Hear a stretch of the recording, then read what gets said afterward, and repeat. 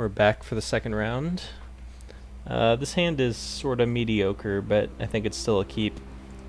We're able to play the Slaughtermaster on 2 and then turn on Bloodthirst for our bat. Ooh, and we drew a Fireslinger, which is even better. So now any Bloodthirst creatures we draw for the rest of the game are turned on. Looks like we might be up against the blue-white artifacts deck now. Let's just go ahead and ping him for 1 and play our bat.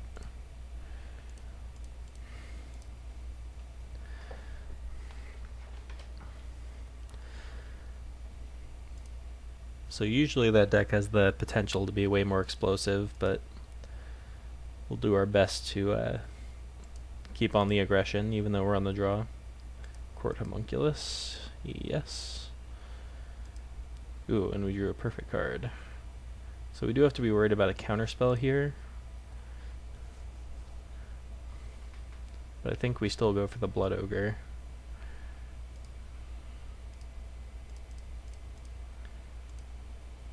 Yeah, it looks like here it's getting remanded or something. Mana Leak, okay. Mana Leak, not actually a card you see very often out of the artifact deck, but maybe it didn't quite come together for him. I mean, it's not like it's unplayable, it's just usually that deck wants to be tapping out every turn for big threats. Frogmite, it's fine. We have lots of evasive power coming in, so we are losing this race currently, but we have plenty of action in our hand to change that if we need to. Not bad.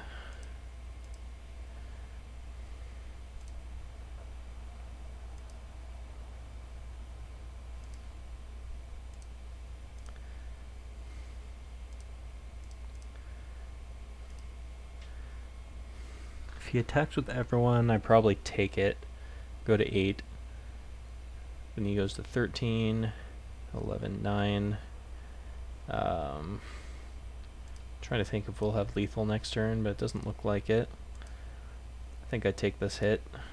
Assuming we don't draw anything or he plays something good, we can just slow down a little bit. Interesting. I kind of want to play this pre-combat to see if he has another counterspell. So let's see. Yeah, let's start with that and then make our decision after about whether to attack or not. Okay. So now we can send with 2 guys.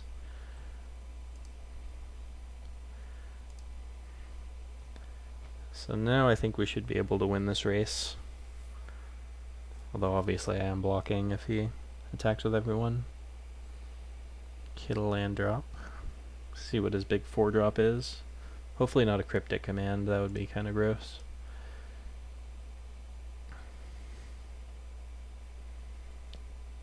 Interesting. Very interesting. He's leaving a guy back. So this could be a Sunlance.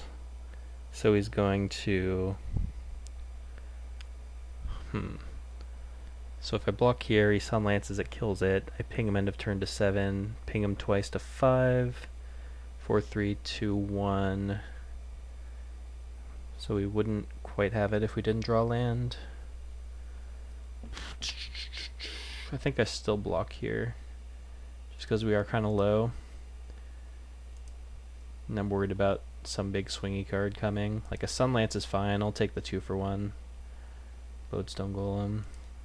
Alright. I'm curious why he left his Frogmite back. But anyway. Alright, so can we finish him off? 1, 2, 3, 4, 5, 6. He chumps. I think we're 1 short. Or wait, actually. We attack with bat. Wait, we attack with everyone. Or no, 6, 5, 4, 3. Oh yeah, what am I saying? I just have lethal. I just brute force my Dusk Hunter bat and then ping him twice. It does cost one more. I guess I'll go to combat first. Might as well.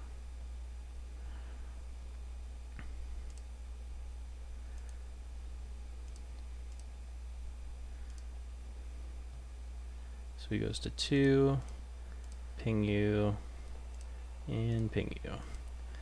Alright, so managed to take a game off the artifact deck. He didn't really play any of the good cards. Ooh, and we were profane commanding next turn. He didn't really draw any of the good artifact cards.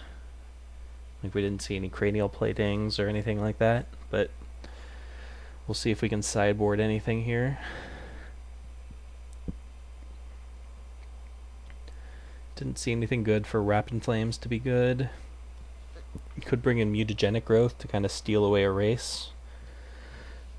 Might actually be pretty good here. Better than Copper Carapace at least.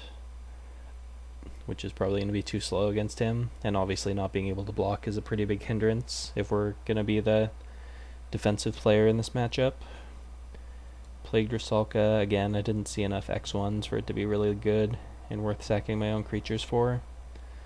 Sickle Ripper can block all of his early guys, but I'm not really worried about that. I could bring in another Brute Force. Maybe take out one of my expensive cards since we're on the draw. Cut a Wrecking Ball or something, which probably isn't correct per se.